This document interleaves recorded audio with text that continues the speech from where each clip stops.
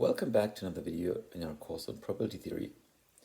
Today we are going to close our section on weak convergence. We have seen many concrete results. In particular, last time we saw the central limit theorem, but all limit theorems which we dealt with up to now were one-dimensional, meaning, for example, one binomial distribution converges to one Poisson distribution, so only one dimension. And today we are going to cover multidimensional weak limits. And we are going to do so by putting them back to the one-dimensional case. And let's see how that goes. So let's talk about multidimensional weak limits. And we are going to deal with the multidimensional central limit theorem, where the limit distribution is a multidimensional normal distribution. So I start this video by saying what it is. Mu is a vector of expectations, and C will be a matrix of covariances. So that's a symmetric, strictly positive definite matrix. And here I have given a density. That's now a density with respect to the back measure on Rd. So on the d-dimensional space.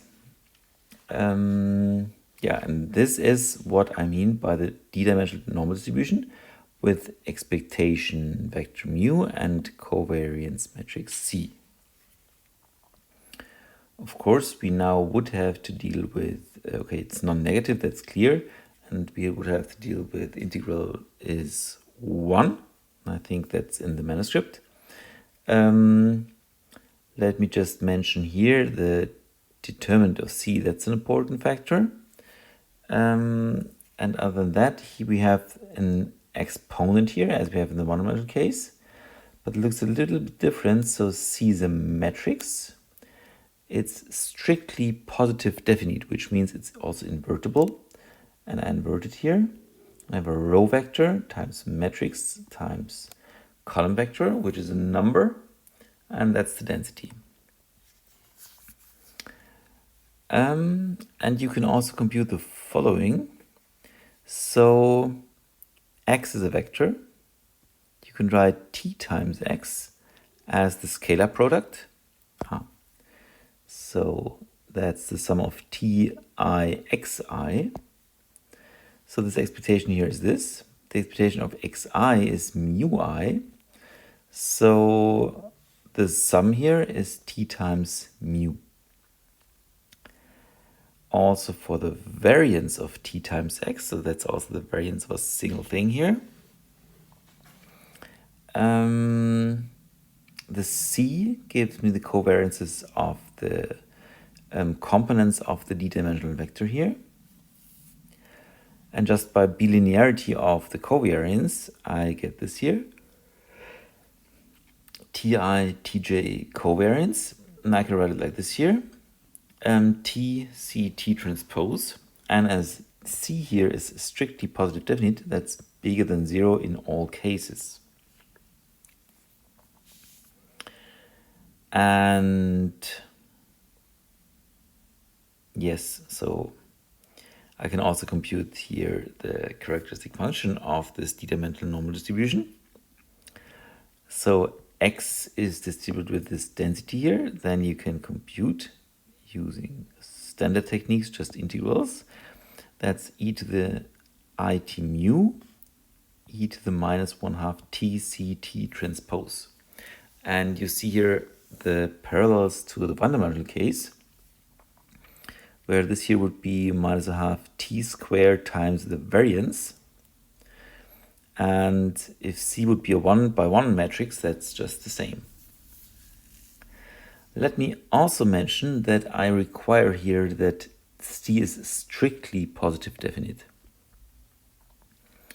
There is a more general version where this is only positive definite, but not strictly. In this case, there is a t such that the variance of t times x, well, that could be 0 then. TCT transpose is 0. That means the variance of t times x is 0, so that's a constant random variable. You could interpret this like this. So t times x is a direction in the space of the random variables x, where we see no variance. So t times x then here is a constant. So yeah, but we're not going to need this. Let me just mention that this is a bit more general than what I have here, and that's also a valid d-dimensional normal distribution, but it does not have a density anymore. Yeah, because essentially, so the f here is positive on the whole RD, and if C here has not full rank, then it only has positive values if you do not go into this t direction here. Okay, but let's come first to some characterization. The following are equivalent. X is n mu c distributed. T times x transpose has the distribution, well, t times mu transpose and TCT transpose. Okay, as we just saw, because we could compute the expectation and the variance. The characteristic function is as it is. And in each of these cases, so C is the covariance matrix.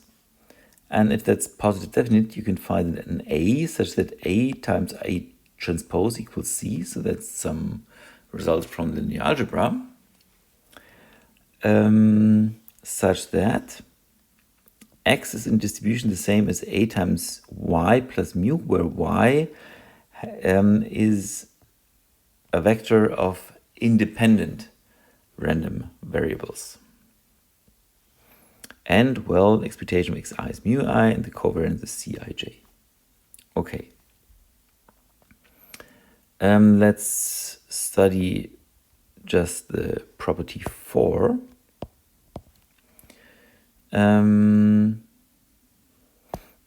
So let's assume we have x, where this above here applies, and we have A times Y plus mu, and they have the same distribution. I already know the characteristic function of x was given here. So if I can compute that the characteristic function of A times Y plus mu is the same, they have the same distribution, because the characteristic function is determines distributions. So let's compute e to the power it a y plus mu transpose. Okay, e to the it mu I can pull out here. And then I have e to the power it a y. Well, and the a here I can also put to the t. And that means I have e to the minus a half t times I times the unit matrix, which is the covariance matrix of the y here, times t times A transpose, so A transpose t.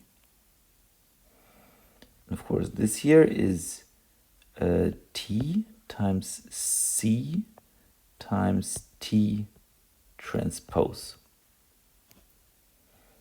Yeah, and that's the reason. Yeah, and now I have here the same thing as I had on the last slide for the characteristic function of x itself. Okay, that's 4. And of course, if this here holds, 5 and 6 will follow easily. because for example, we know the characteristic function here. But what about 1, 2, and 3? And that's also not hard to see that these are the same. I have 1 is equivalent to 3. And, well, 1 holds. So if 1 holds, then this is here the characteristic function, as we already saw. And if x has this characteristic function, because this one is distribution determining, 1 also holds. So that's 1 and 3 are equivalent because the characteristic function determines distributions uniquely. And then we have that 2 and 3 are the same. And well, there's the equation e to the power expectation of e to the itx, which is e to the it mu transpose, e to the minus a half tc t transpose. So if 2 holds, then t times x transpose is a one-dimensional distribution. And, well, this equation here holds, because if you look at tx, which is this distribution here, compute the characteristic function as a one-dimensional object, and you end up with this here. And this means, well, 3 holds. On the other hand, if 3 holds, this here must also hold, which then implies that 2 must hold. So this equation here can be used in both directions. So that was it for the normal distribution. And here's the main result of this section. So I have randomers with values in Rd, so they're multidimensional. And it holds that convergence of the full vector is if and only if I can project into every direction t, and txn, which is then a one-dimensional thing, converges to tx for all t. So why is that the case? First of all, from left to right. Well, the map which maps x to f of tx, if f is bounded and continuous, and can use one-dimensional things. So if that's continuous, then this here is also continuous, it's also bounded. And that means from this convergence here, I also have convergence of these functionals, which implies that this here converges. So that's okay. What about the other direction, from right to left?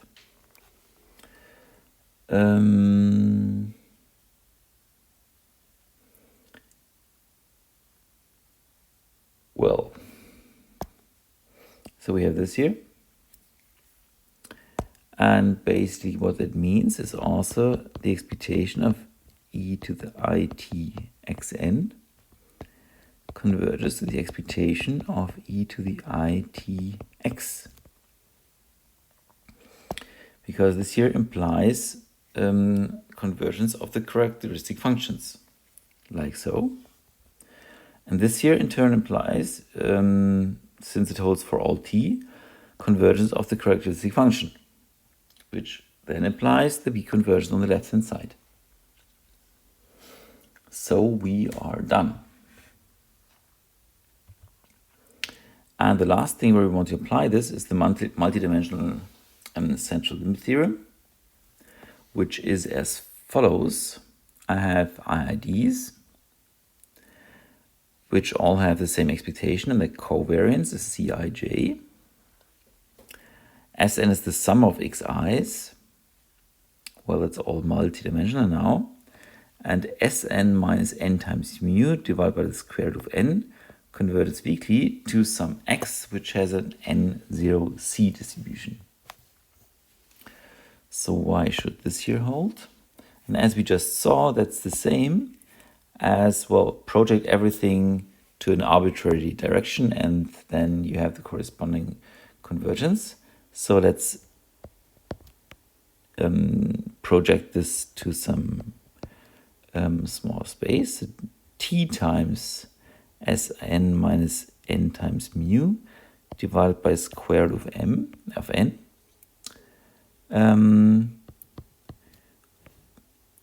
This here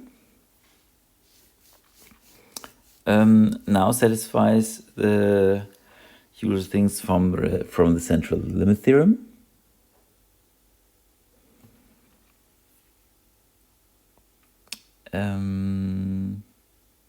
Well, so let's see. So let's write it down a bit more clearly. So Sn is a sum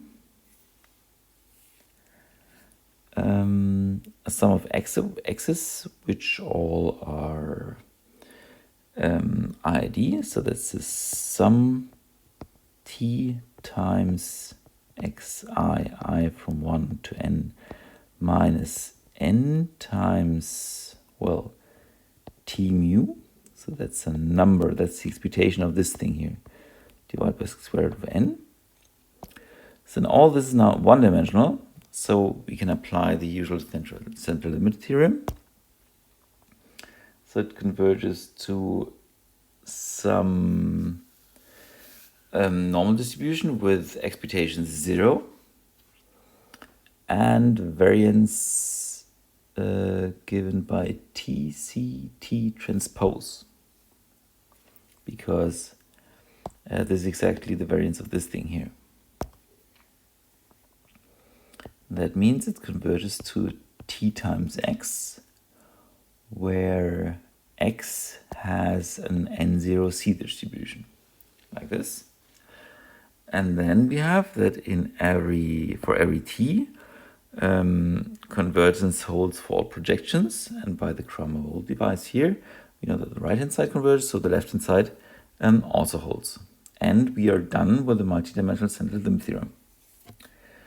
So in total, the point of the whole video is multidimensional limits are not hard. You can deal with them by just projecting into every possible direction.